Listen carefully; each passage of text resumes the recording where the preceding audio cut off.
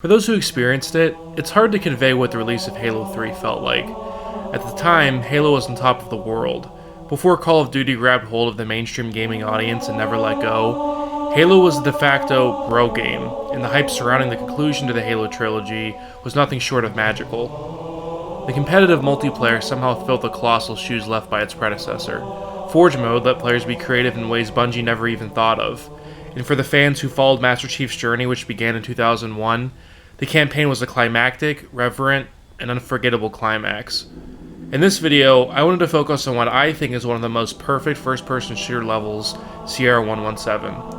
A vertical slice of everything that made Halo 3 amazing, it's emblematic of why the Halo franchise was on top of the world in 2007.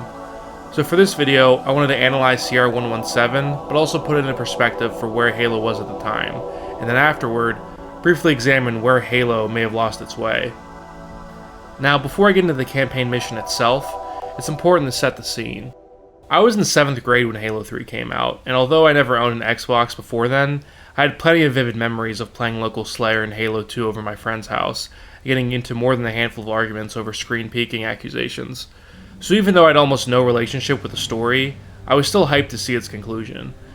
The night before the game came out, I remember having conversations at football practice, imagining what the gravity hammer, the chopper, and all these new weapons and vehicles would be like in the new Halo. And all of this hype was thanks to what has to be one of the greatest strings of marketing campaigns in video game history. First, you had these vidocs, which I remember watching obsessively as a kid. They were a bunch of interviews with the devs, usually centered around an aspect of the game they wanted to discuss.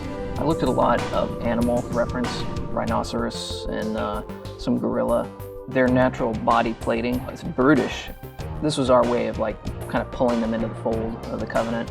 They've got kind of ancient looking buckles and gauntlets and leather straps holding all that stuff together, making them a little more serious bad guy. Nowadays they're kind of a lost art, but during the 360 era, a lot of the major studios would release these mini documentaries to hype the release of their game.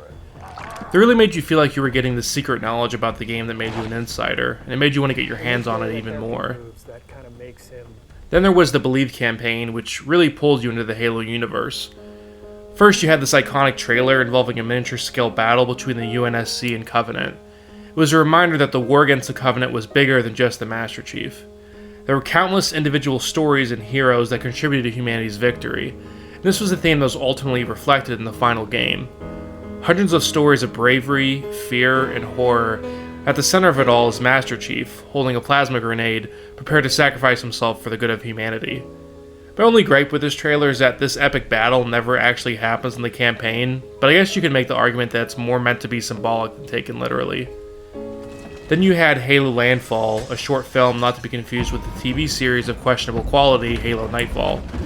Landfall follows the story of a squad of Marines that engage in a battle with brutes in what appears to be a paintball field, trying to secure the coordinates of where Master Chief will land from orbit.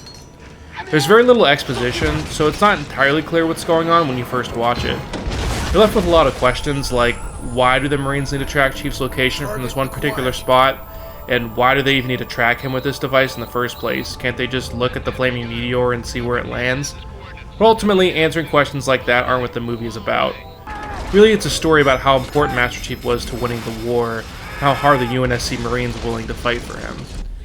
The CGI hasn't aged as poorly as you might think, and that's due to how the film was shot. By design, you never really get a good look at the brutes, and every shot of them has some kind of shaky cam effect. But the practical effects, like the spiker rounds that stick into the concrete walls and bodies of Marines, feel real and make the war feel like it's something that could actually happen. A lot of people view this as a proof of concept for what a Halo film could be. Flash forward to 2021, where Halo's cultural stock has dropped dramatically, and a movie like this feels like an impossibility. And then there were these phenomenal mock interviews with former UNSC Marines. They're filmed inside what's supposed to be a museum dedicated to the Human Covenant War, decades after the events of Halo 3. As a kid, I think a part of me actually thought these were real, and the acting is really good, and the real-world mock-ups of these fictional weapons added a level of authenticity to this video game universe. At 600 yards, it would go through about 13 feet of flesh and bone. What about you?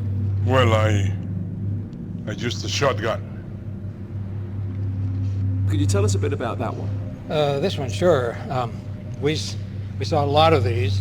This is an old Covenant weapon. It's a spike rifle. We call it the Spiker. And who used it? Well, the brutes mostly. Can you show us how it worked? Sure. They used it as a handgun. That's heavy. Holding an enemy weapon like this feels. I don't like it. These also created an air of mystery to what happened in Halo 3. Clearly, these interviews mean humanity would ultimately win the war against the Covenant, but it makes you wonder, if Master Chief isn't in these videos, then where is he? And if I could summarize the overall theme of this entire Believe campaign in one word, it would be tactile. This was a grounded story that you could feel and touch. And this isn't just a story of Spartan 117. It's a tale of humanity standing against impossible odds, and the countless other stories that we'll never get to hear. And so, what does all this have to do with Halo 3's first mission? Well, the levels in Bungie titles usually set the tone for the rest of the campaign. Whether it's the dark, isolating streets of New Mombasa and ODST, or the squad combat across the sprawling farmland in Halo Reach, these games put their best foot forward, and they feel like the visions of those campaigns fully realized. Halo 3 is no exception. CR-117 contains the best elements of the rest of the campaign missions. CR-117 actually begins where Halo Landfall left off. Sergeant Johnson's team finds Master Chief dropped into orbit thanks to the efforts of the Marines and ODSTs who tracked him. From your first movement, the jungle just feels alive. The mud ripples when you walk through it, the brush moves as you walk past, and this large clearing you're in suggests there's way more to this jungle that you'll never get to see. In the distance, you hear a roar of a large animal, adding even more life to this dense jungle.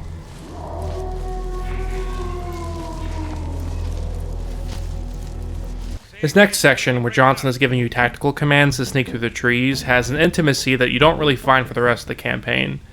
Without a line of dialogue, you get the feeling that these are the last of humanity's armed forces here to rescue you. You're humanity's last hope, and these soldiers are willing to fight like hell for you. You then spot a brute chieftain on top of a log, overlooking his subordinates. Again, so much is visually communicated from this small moment. His posture and commanding tone demonstrate the brute's feelings of superiority after the elite's defect from the Covenant. They speak down to the grunts and jackals they lead, and their eagerness to find Master Chief comes from more of a place of providing usefulness to the Prophet of Truth than any kind of strong religious belief. As you progress through the combat encounter, the jungle opens up, revealing a large river. This contrasts nicely with the close, intimate nature of the past several minutes. You can also go down and grab the skull, which everyone knows about. Shortly after, there's a stealth section. There's a few of these scattered throughout the game where you just beat up some sleeping grunts, but it does break up the gameplay a good bit and offer a change of pace. Now, flashing back to 2007 for a moment, at this point in the mission, new players were already treated with so much of what made Halo 3 different from the previous entries. They got a taste of some of the new brute weapons like the Spiker, encountered new equipment like the Bubble Shield, and scrapped with high-def brutes face to face. They finally got to use all of these weapons and items that have been teased to them for months. In these varied environments and firefights allowed players to experiment.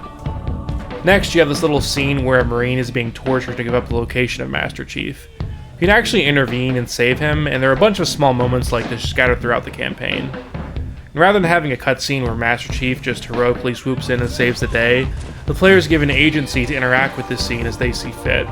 If you let the Marine die, this moment is never spoken of again. And even if you save him, it's not like he comes back later in the campaign or gives you any kind of tangible reward. Much like the Believe trailer, this scene illustrates the countless sacrifices made in the war against the Covenant. For the player, it's a short interaction that could go a number of ways that never impact the overall campaign. For that Marine, this was a life and death moment, but in the context of the entire war, this was just a small thread woven into the much larger fabric of the human Covenant conflict. As you progress through the jungle, you begin to notice some water pipelines, which tell the story of what used to be here before the war. This isn't just an abandoned city. This place has a history, forged by a species that is about to be wiped out.